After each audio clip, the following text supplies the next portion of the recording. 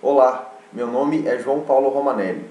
Eu irei acompanhá-los com o componente curricular Cartografia Digital dentro do nosso curso técnico em Geoprocessamento. Nessa parte do curso, nós procuraremos apresentar a cartografia como uma área do conhecimento que sempre esteve presente na história da humanidade. Será extremamente interessante constatarmos juntos que a representação do espaço terrestre, mais do que uma preocupação, tem se tornado uma necessidade social, em virtude das diversas possibilidades que foram sendo desencadeadas através do mapeamento. Nos dias atuais, a representação do espaço terrestre ela se dá de forma sofisticada, já que a cartografia digital ela está apoiada nos recursos das chamadas geotecnologias, como as fotos aéreas digitais, as imagens de satélite de alta resolução e o próprio sistema de posicionamento global, o GPS. Só que isso nem sempre foi assim, e é exatamente desse assunto que nós iremos tratar na aula de hoje. Então, na aula de hoje, eu vou apresentar para vocês o cronograma da nossa disciplina Cartografia Digital e os temas que serão abordados em cada uma de nossas aulas. Especificamente na aula de hoje, será feita uma introdução à cartografia analógica e digital e uma introdução aos sistemas de informações geográficas.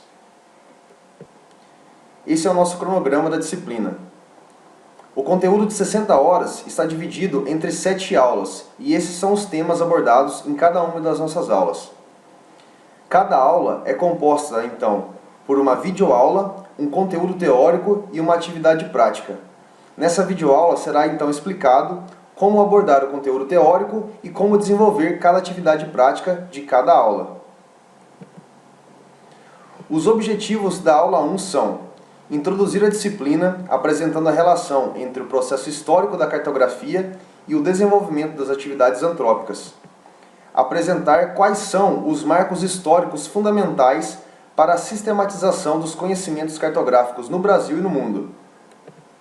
Apresentar uma conceituação atual e geral para a cartografia. Reconhecer as principais diferenças entre a cartografia sistemática e a cartografia temática. Apresentar quais instituições brasileiras são responsáveis pela cartografia sistemática.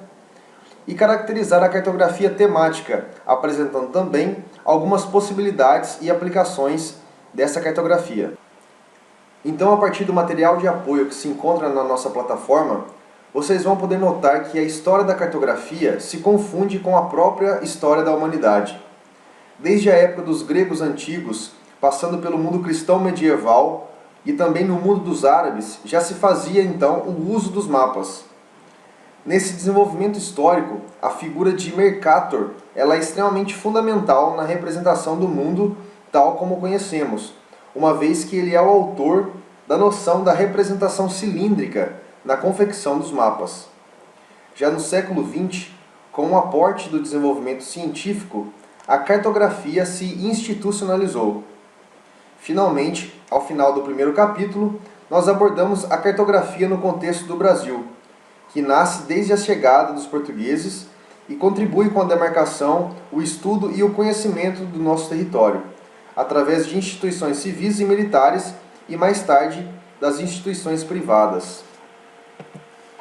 Já no capítulo 2 do nosso material de apoio, vocês terão a oportunidade de estudar uma conceituação relativa à cartografia e às suas divisões. Nós procuramos definir o significado da expressão cartografia sistemática, a partir da sua organização no Brasil, através das principais instituições que compõem o Sistema Cartográfico Nacional e das atribuições de cada uma delas. Mostramos também o conceito de cartografia temática, citando de maneira resumida os documentos utilizados nas representações de temas ligados à natureza e à sociedade. Os cartogramas temáticos que foram apresentados no texto são exemplos do potencial destes mapas como instrumentos de comunicação de dados.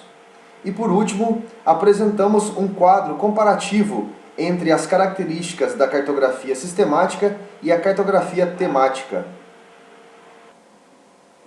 E por último, após a leitura do material de apoio, nós iremos passar para a nossa atividade prática. O valor dessa atividade é de 10 pontos e as questões de 1 a 4 serão pontuadas, com o valor de 2,5 pontos cada uma delas. A nossa atividade complementar não será pontuada. O tempo previsto para a elaboração dessa atividade é de 25/9 a 4/10. Os critérios de avaliação são a análise da síntese e do conteúdo das respostas. Então vale ressaltar que essas respostas devem ser sucintas e é permitido a utilização de material extra, material da internet, desde que vocês referenciem esse material. A nossa atividade complementar, ela baseia-se na instalação de um software de acesso livre, o GVSig, e consta no material de apoio um tutorial para a instalação desse software. Eu desejo a todos uma boa aula e bons estudos.